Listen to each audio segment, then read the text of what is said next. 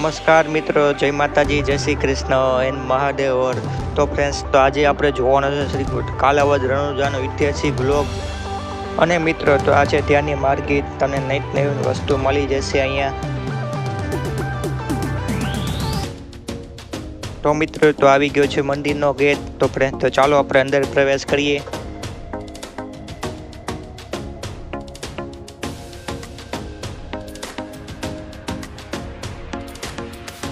તો ફ્રેન્ડ્સ, તો ચાલો હવે આપણે મંદિરના અંદર દર્શન કરીએ શ્રી રામદેવજી મહારાજના.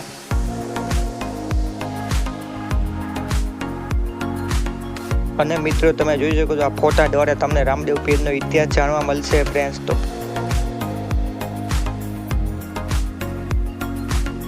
તો ફ્રેન્ડ્સ, તમે પણ દર્શન કરો 12 બીજના ધણી શ્રી રામદેવજી મહારાજના. તો જય રામદેવ પીર.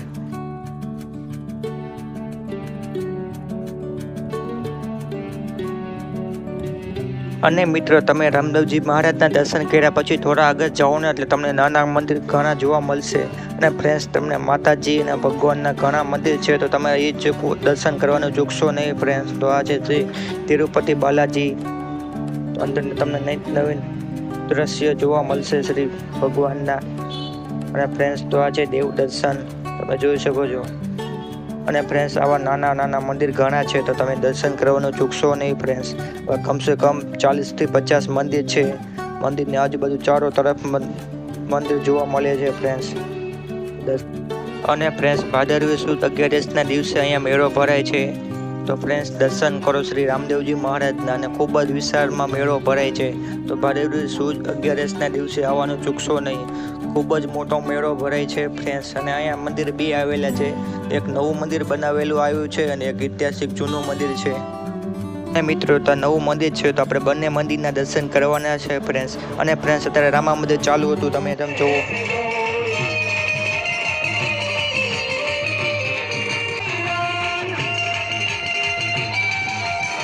તો ફ્રેન્ડ્સ, તો આપણે નવા મંદિરના દર્શન કર્યા હતા. તો હવે જૂનું પ્રાચીન મંદિરના દર્શન કરવાના છે ફ્રેન્ડ્સ. તો ચાલો હવે આપણે જઈએ જૂના મંદિર.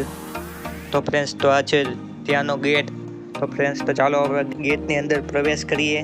તો ફ્રેન્ડ્સ, જોઈ શકો છો એ મંદિરની બાજુમાં જ છે જૂનું મંદિર, મુખ્ય મંદિર કહેવામાં આવે છે ફ્રેન્ડ્સ. તો જોઈ શકો છો આ મંદિર છે જૂનું. અને આ મંદિર જેવું એ પણ નવું બન્યું, એમની બાજુમાં છે પ્રાચીન મંદિર. તો ફ્રેન્ડ્સ, તો ચાલો હવે દર્શન કરવા જઈએ. તો ખૂબ જ લાંબી લાઈન છે ફ્રેન્ડ્સ. અને ફ્રેન્ડ્સ, અત્યારે પબ્લિક ખૂબ જ દર્શન કરવા આવે છે, ભક્તો. ચાલો હવે આપણે અંદર પ્રવેશ કરીએ. તો ફ્રેન્ડ્સ, તો આ છે મુખ્ય મંદિર, પ્રાચીન મંદિર. અને મંદિરની બાજુમાં જ છે શ્રી રામદેવજી મહારાજનું સમાધિનું મુખ્ય સ્થાન.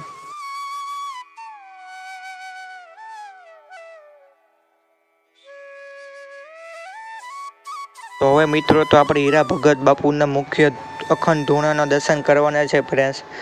જોઈ શકો છો આ રીતનો કંઈક ધૂણો છે અંદર. તો મિત્રો, તો આપણે મુખ્ય મંદિરના દર્શન કર્યા. તો મુખ્ય મંદિરની બાજુમાં નવું મંદિર બનાવવામાં આવ્યું છે. તો ફ્રેન્ડ્સ, ત્યાંના પણ આપણે દર્શન કરીએ. અને ફ્રેન્ડ્સ, કમેન્ટમાં જય રામદેવ પીર લખવાનું ભૂલશો નહીં. તો આ છે શ્રી રામદેવજી મહારાજનો કોરો. અને ફ્રેન્ડ્સ, તો જોઈ શકો છો, તમે પણ દર્શન કરો શ્રી રામદેવજી મહારાજના. જય રામદેવ પીર. આ તો ફ્રેન્ડ્સ 12 બીજનો ધણી છે, નામ લેતા જ કામ થાય છે ફ્રેન્ડ્સ. તમે પણ દર્શન કરો શ્રી રામદેવજી મહારાજના. ખૂબ જ પ્રાચીન ઐતિહાસિક મંદિર છે. અને ફ્રેન્ડ્સ, કાલાવડથી ફક્ત ખાલી 10 કિલોમીટર દૂર આવેલું છે મંદિર. અને ફ્રેન્ડ્સ, તેમની બાજુમાં હનુમાનજી મહારાજ અને ગણપતિ દાદા બિરાજમાન છે.